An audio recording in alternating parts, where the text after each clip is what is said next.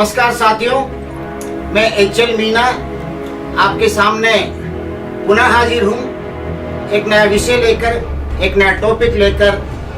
उम्मीद है आपको ये पसंद आएगा। अपने लिए तो सभी जीते हैं इस जहां में, अपने लिए तो सभी जीते हैं इस जहां में, है जिंदगी का मकसद औरों के काम आना। मैं पिछले काफी समय से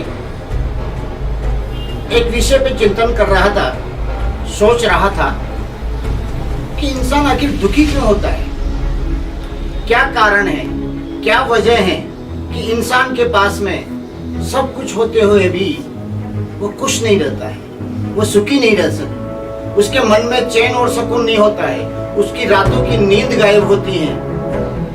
इसमें वो लोग भी शामिल हैं जिनके पास विलासिता के सारे साधन उपलब्ध है, और इसमें वो लोग भी शामिल है जो अभावग्रस्त जिंदगी जीते हैं।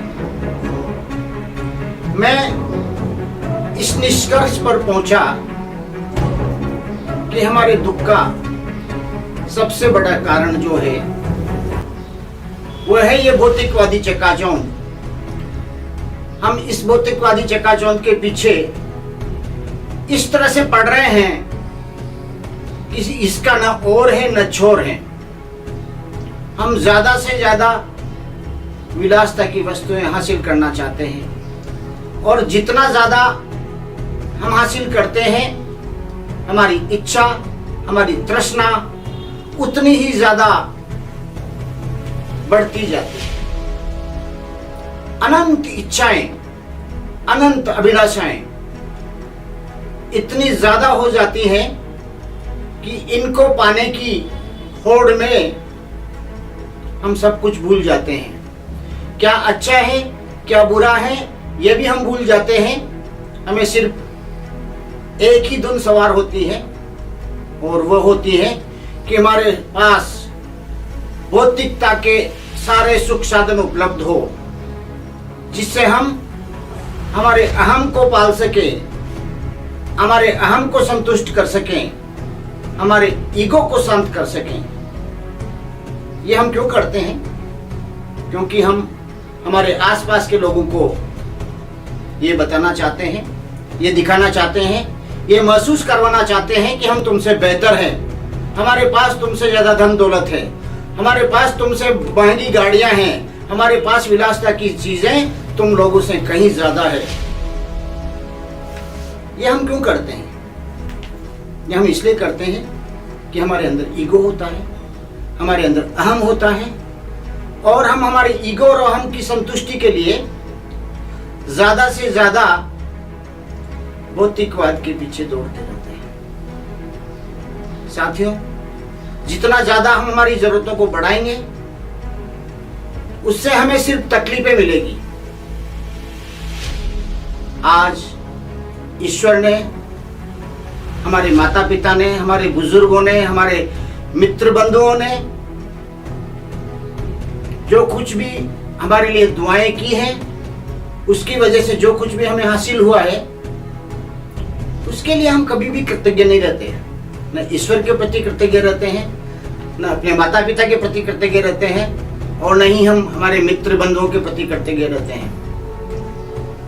हमें जो कुछ भी हमारे नसीब से मिला है, हमारे बुजुर्गों के आशीर्वाद से मिला है, उसे हम कभी अहमियत नहीं देते हैं। और जो कुछ भी हमारे पास नहीं है, हम हमेशा ऊपर वाले को उन सब चीजों के लिए कोसते रहते हैं। अब आप ही सोचिए कि ये सही है या गलत है। मेरे हिसाब से हमारी ऐसी सोच एकदम गलत है, और हम इस सोच से कभी भी खुश नहीं रह सकते।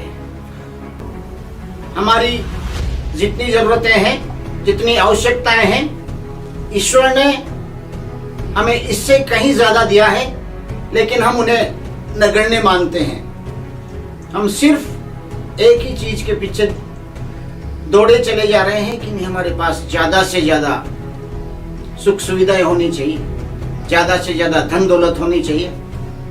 ये बिल्कुल गलत है और हमारे दुख का सबसे बड़ा कारण है। साथियों, हम इस दुख से कैसे उबर सकते हैं?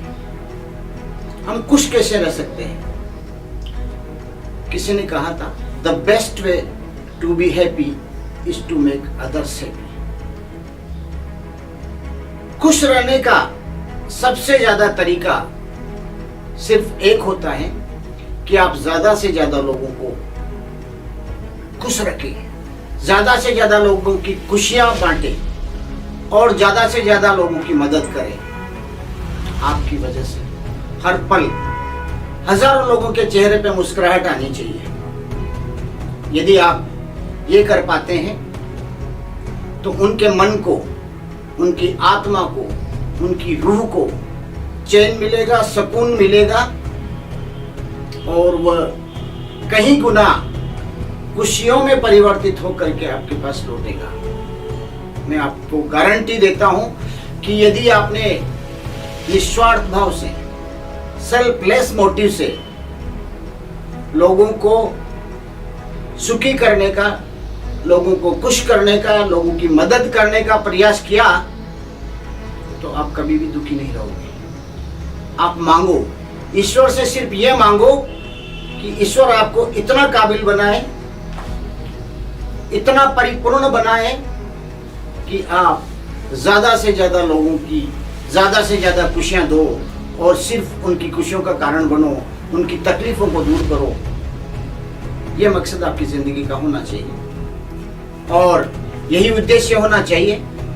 यदि आपकी जिंदगी का ये मकसद है, ये उद्देश्य है, तो आप हर इंसान जो आपसे मिलेगा या जो आपके बारे में सोचेगा या आपके बारे में जानेगा, उसके चेहरे की मुस्कुराहट का कारण बनोगे, उसकी मुस्कान का कारण बनोगे, उसके मन, उसकी चैन, उसके दिल, उसकी रूह के सुकून का कारण बनोगे और ये आपकी सबसे बड़ी खुशी का कारण होगा। धन्यवाद।